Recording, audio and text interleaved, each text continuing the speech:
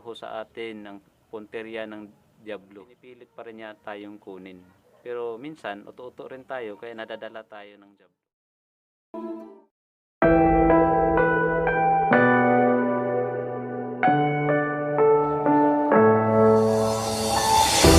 I'm falling. Tell me why I'm falling. Oh, life's calling, but it's hard because I'm falling.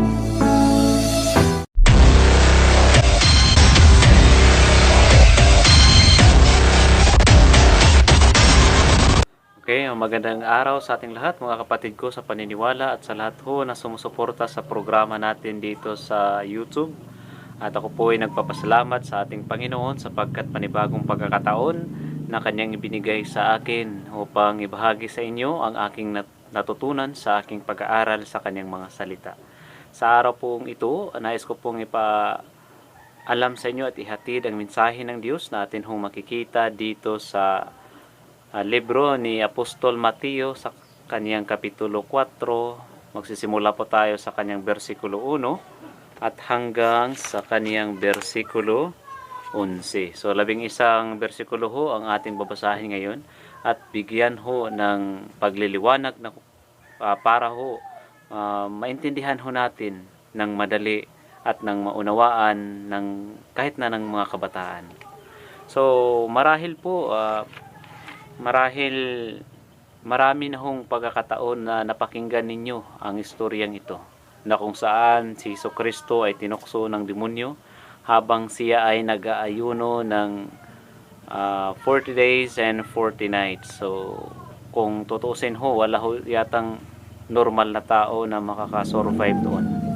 At kung meron man po, siguro yun yung nangyari doon sa Africa. May isang pastor na nag-aayuno 40 days and 40 nights.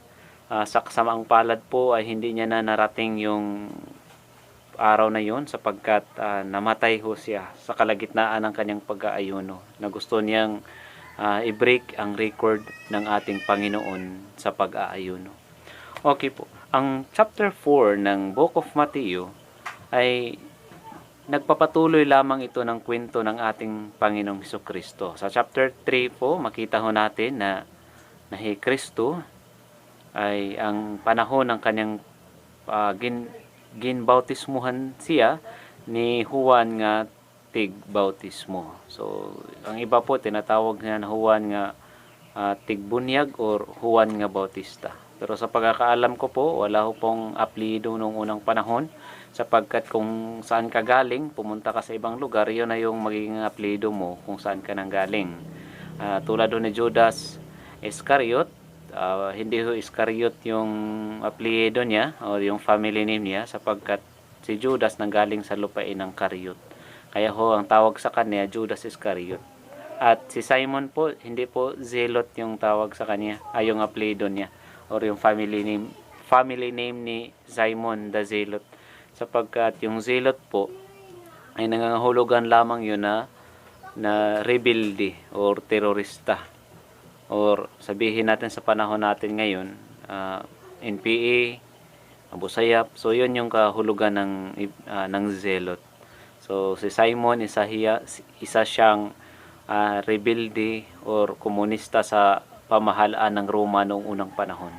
Pero the message there kung paano pinagkaisa ng Panginoon Jesucristo ang Zelot at saka yung tax collector na si Mateo.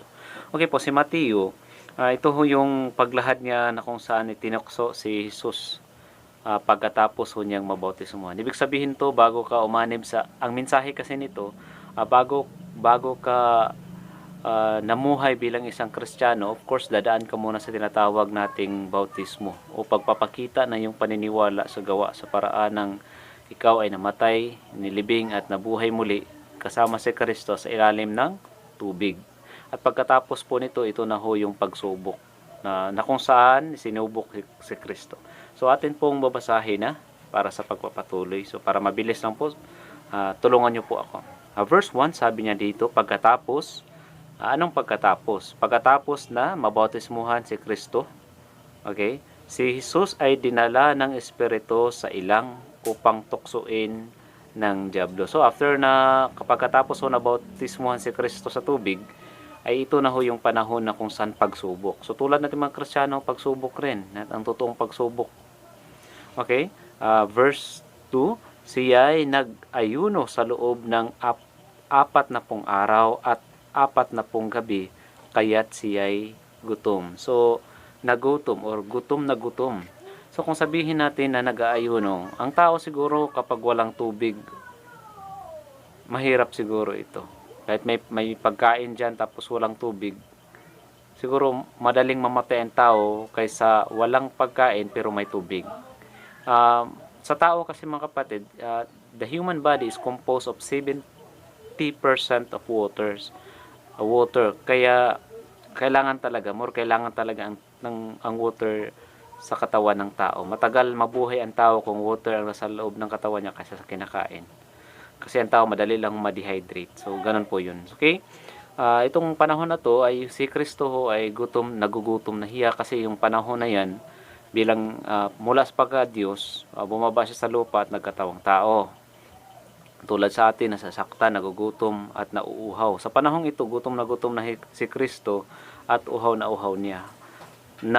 Kaya kailangan niyang may makain talaga. Pero hindi pa pwede kasi dapat tapusin pa ni Kristo yung propesiya ng mga propeta sa kanya. O yung hula para sa kanya na dapat niya itong gawin ng pag-aayuno sa loob ng 40 days and 40 nights. Siguro hindi klaro sa Old Testament paano ito, pero masisense mo na lang yan kung mataas-taas na yung napag-aralan mo talaga kapag pag-usapan natin yung 40 days. Okay, marami ho yan, may mga sense ho yan. Kaya yung panahon ito ang nag-aayuno si Kristo in 40 days and 40 nights is a sense doon po sa Old Testament na dapat gawin rin niya according sa mga bagay na dapat gawin ng ating Panginoon. So ito yung panahon na kung saan sinubok na si Kristo. Sa verse 3, dumating ang diablo at sinabi sa kanya, kung ikaw ang anak ng Diyos, gawin mo ngang tinapay ang mga batong ito. So alam naman ng demonyo yan, si Kristo talaga ay anak ng Diyos at Diyos rin. Pero sa panahon kasi ito tao si Kristo nagpakatao siya. Kaya pilit siyang sinubok ng demonyo. Pero ano yung response ni Kristo para dito? Kasi gutom na siya. Anong sabi ni Kristo? Ngunit sumagot si Jesus na susulat, hindi lamang sa tinapay na bubuhay ang tao, kundi sa bawat salitang nagmumula sa bibig ng Diyos. So alam naman ho natin na ang tao talaga nabubuhay sa mundong ito sa pamamaraan ng pagkain ng yung mga man-made foods, pero man-made foods from something to something na kasi yan basta something to something galing sa isang bagay at ginawa nila, bago nila at pumurma ng isang bagay kaya nakakain. Alam na humanahon natin yan na ang tao nangailangan talaga ng pagkain para mabuhay at kailangan ng tubig para mabuhay. Pero ang punto ni Kristo kasi dito, habang nabubuhay ka, of course mabubuhay ka sa pagkain, dapat mabubuhay ka rin sa pagsunod sa kautusan ng Diyos. Ang pagkasabi kasi ditong hindi lamang nabubuhay sa tinapay kundi sa salita ng Diyos, ibig sabihin nito, ang salita ng Diyos, paano ka mabubuhay sa pamaraan ng salita, sa pamamagitan ng salita ng Diyos, ay kung paano mo ito ginawa at paano mo ito sinunod. Si Kristo sinunod niya yung 40 days and 40 nights. Sabihin natin si Kristo noon, mula pagkabata nabuhay sa mga pagkain.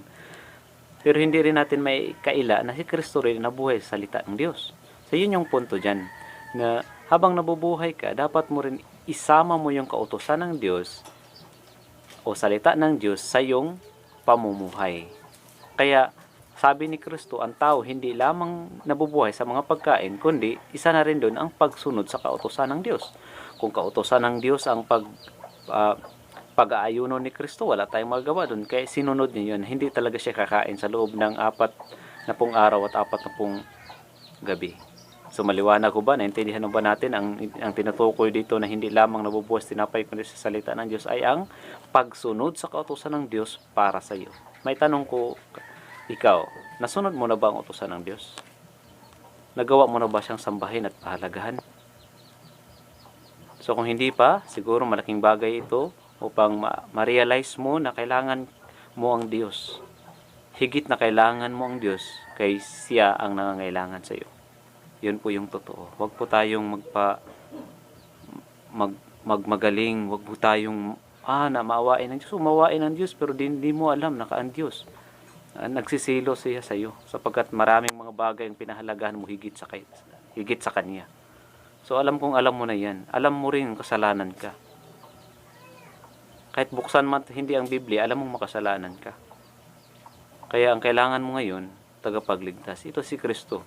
Siya yung dapat mong tagapagligtas. Ang tanong, anong gagawin mo para maligtas ka? Pwede ka rin mag-comment kung nakikita mo ang video na to, or pwede mo rin akong i-personal message para pag-usapan natin. Or may turo ko sa iyo, anong ba ang dapat gagawin upang maligtas? According sa Bible. Hindi ho sa pamamagitan ng tao at o kaalaman ng tao. So, sapagkat lahat ng tao nagsasabing ligtas sila, walang taong magsabi na hindi sila ligtas. Pero ito pong kaligtasan na ituro ko, kaligtasan mismo na sabi sa Biblia. Okay, pagpatuloy natin ang pagbasa. Versikulo 5, pagkatapos, dinala siya ng dyablo sa Jerusalem, ang banal na lungsod, at pinatayo sa tuktok ng templo. So ito, hindi naman natin masasabing literal talaga to na pumunta sa Jerusalem at dinala talaga doon. Pwedeng sabihin kasi natin nga, power to power. Yung ibig sabihin na pinakita lang as a vision ng demonyo doon kasi nung panahon ito tao si Kristo Para magkaroon siya ng kapangyarihan at that time kailangan niyang magdasal kasi tao siya, kahit Diyos siya, kailangan niya pa rin magdasal sa Ama para magawa yung isang bagay kasi tao siya nung panahon na yun.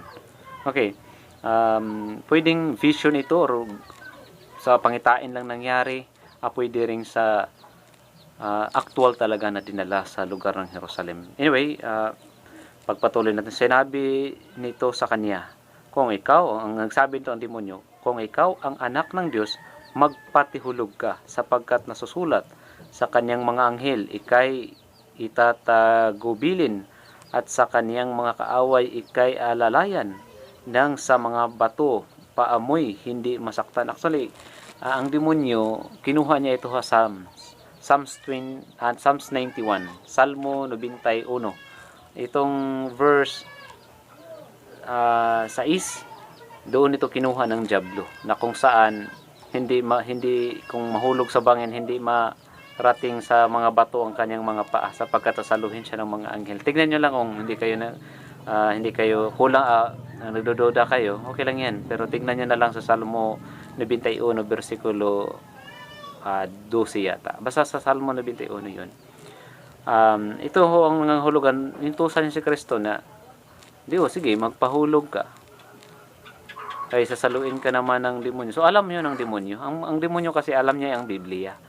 Kaya kung sabihin yung alam niyo ang Biblia, hindi yan bago. Kasi ang Biblia alam rin ng demonyo.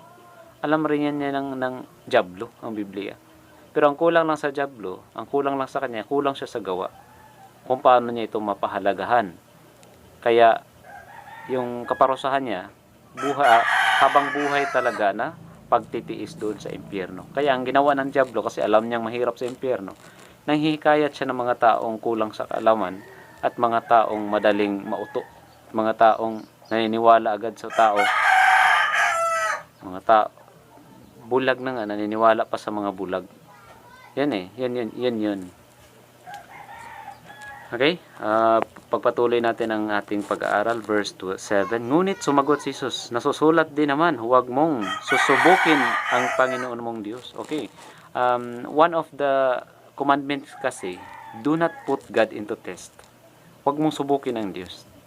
Kung alam mong na Diyos siya, huwag mo siyang susubukin. Pwede kang manghingi sa Kanya, pwede kang magmakaawa sa Kanya, pwede kang mag-request sa Kanya, pero isang bagay lang hindi mo dapat gawin, yung subukin siya. Do not test God in any way. So, ganun po yun. Kaya, yun yung bato ni Kristo baga, para lang sila ditong nagpapagalingan, kumbaga pa sa atin, nagpapalabasa ng kaalaman. So, yun pong ginawa nila. Parang nagdidebate ho sila. Pero, anong kasunod na nangyari? Ngunit humagot si Jesus. Nasusulat din naman, huwag mong susubukin ang Panginoon mong Diyos. So, parang nagpa-sense ba? Si Kristo dito, Diyos Sinabihan lang niya yung demonyo, di ba? Nasusulat din naman, wag mong susubukin ang Panginoon mong Diyos. Diyos mo, Diyos ako. Parang ganun lang yan. Hindi sinabi ni Kristo ang Diyos sa dito, pero kung may sense ka, dapat sino man yung sinubok dito? Ang Ama? Hindi naman siguro ang Ama, si Kristo man ang sinubok. Pero yun. Nagpapakita lang talaga yan na si Kristo ay isang Diyos na nagpakatao. So, sana maintindihan ho ng nakikinig. Versikulo 8, pagkatapos dinala siya ng dyablo sa isang napakataas na bundok at ipinakita sa kanya ang lahat ng kaharian sa daigdig at ang karangyaan ng mundong ito. So, alam naman ho natin kung ibinta mo ang mundong ito, pati pa yung kalawakan, isali mo pa yan. Kung anong presyo niyan, kulang pa yan sa presyo ng isang kaluluwa. Kaya, common sense na yun. Alam niya ni Kristo yun, kung paano yun niya sasagutin. Alam na niya kung ano yung mga bagay. So, ang isipan kasi ng demonyo, para siyang uto-uto ba? Ang demonyo, parang uto-uto. Dahil nakita niya sa Biblia, kasi hindi siya makaintindi. Kasi, the only way para maintindihan mo ang Biblia, kung ang Espiritu ng Diyos nasa sayo. Kasi kung naintindihan mo ang Biblia, dahil yun sa Espiritu ng Diyos. Kasi kung wala ang Espiritu ng Diyos sa'yo, hindi mo yun naintindihan. Ang demonyo rin, wala ang Espiritu ng Diyos sa kanya. Kaya kahit alam pa niya ang Biblia, hindi rin niya naintindihan. Kaya yung sinabi niya dito, pinapakita niyang kahalagahan ng lahat ng bagay. Kasi kung tutusin, mahal na mahal talaga ni Kristo Yung mahal na mahal niya yung Jerusalem. Yung mga tao doon sa Jerusalem, mahal na mahal ni Kristo yun. Kaya sabi ni demonyo, mahal na mahal niya ni Kristo. Yan, sa'yo na yung Jerusalem. Pati pa lahat ng bagay sa mundo, sa'yo na. Pero hindi niya alam na si Kristo ang gumawa niyan. Ginawa niya ni Kristo para sa ating lahat. Okay, pagpatuloy doon natin ang pagbasa. Okay, pagkatapos dinala siya ng diablo sa isang napakataas na bundok at ipinakita sa kanyang lahat ng kaharian sa daigdig at sa karangyaan ng mga ito. Di ba? Okay. Verse 9, sinabi ng diablo sa kanya, ibibigay ko sa iyo ang lahat ng ito kung magpatirapa ka at sumamba sa akin. So, ang hinahanap pala dito ng demonyo, yung worshipper. So, napapansin ng demonyo kasi na si Kristo, so, todo suporta, todo sunod sa kautusan ng Ama. Kaya napapansin ng demonyo na, pwede, kapag ito siguro, ma-encourage ko na magsamba sa akin, siguro yung mga sumusunod niya, mga apostolos siya, sasambahin rin ako. So, yan yung siguro yung isip ng demonyo. Kaya natatawa rin ako sa demonyo, may pagka-uto-uto rin. So, ibibigay daw niya doon kang Kristo lahat ng kung magpatira pa siya at sumamba sa kanya. Di ba? Uto-uto rin yung demonyo Parang niloloko rin yung sarili niya. Ang demonyo, niloloko ng demonyo yung sarili niya kahit alam naman niya na hindi talaga yun pwedeng mangyari. Kaya anong sagot ni Jesus? Verse 10, kaya't sumagot si Jesus, lumayas ka Satanas, sapagkat nasusulat ang Panginoon mong Diyos ang dapat mong sambahin, at siya lamang ang dapat mong paglingkuran. So, alam naman ho natin yung istorya na itong demonyo na to, kailangan sana niya noon na dapat rin niyang sambahin ang Diyos. Yan yung sabi ni Kristo na dapat, kung may sambahin man, dapat ang Diyos mong ang kailangan ng sambahin. Siguro na sense ng demonyo dito na alam ni Kristo na hindi siya Diyos. Alam ni Kristo na Satanas siya. Kasi sinabihan niya, lamayas ka Satanas, sapagkat nasusulat na ang Panginoon mong Diyos ang dapat mong sambahin at siya lamang ang dapat mong paglingkuran. Di ba mga kapatid? Hindi ba yun maliwanag? Na sa paraan dito, na dito sa Mateo, ang demonyo uto-uto, baka niloloko lang yung sarili niya, na alam niya bang hindi niya maloko si Kristo, pinipilit pa rin niyang lokohin. Kaya, yung nangyari sa kanya. Ang verse 11, pagkatapos, iniwan na siya ng diablo, dumating naman ang mga anghel, at siya'y pinaglingkuran nila. So, ito na yun. Pagkatapos nakikita ng Ama na lahat ng bagay ginawa ni Kristo. Lahat ng pinapagawa ng Ama, nagawa na niya. At hindi siya natukso, naghirap siya sa loob ng 40 araw, 40 days and 40 nights na walang kain at iniinom sapagkat nag-aayuno. Pero hindi pa rin siya natukso ng diablo. or ng demonyo. Sa halip noon, pag alis ng Satanas, dumating agad yung mga anghel ng Diyos upang binihisan at pinapalakas ulit yung katawan na kung anong meron si Kristo noong unang panahon. So sana mga kapatid, naintindihan nyo ang aral ngayon ni Kristo na ang pinapalabas, ang gusto lang ng Panginoon na kung mayroon man tayong dapat sambahin, ay ang Diyos yun. Siya at ang Ama niya. Yun po, doon, klarong-klaro na po doon na yung demonyo, ang hinhanap rin ng demonyo, mga worshipper niya, gusto niyang, kasi saan ba mangunguha ang demonyo ng para sa kanya? Doon ba sa mga taong sa kanya na, or sa mga taong hindi pa sa kanya? Kaya mga kapatid, mag-ingat ho tayo sapagkat dito ho sa atin ang punterya ng Diablo. May pagka-uto-uto rin ng Diablo, kahit alam na niya hindi niya tayo nakukuha, pero pinipilit pa rin niya tayong kunin.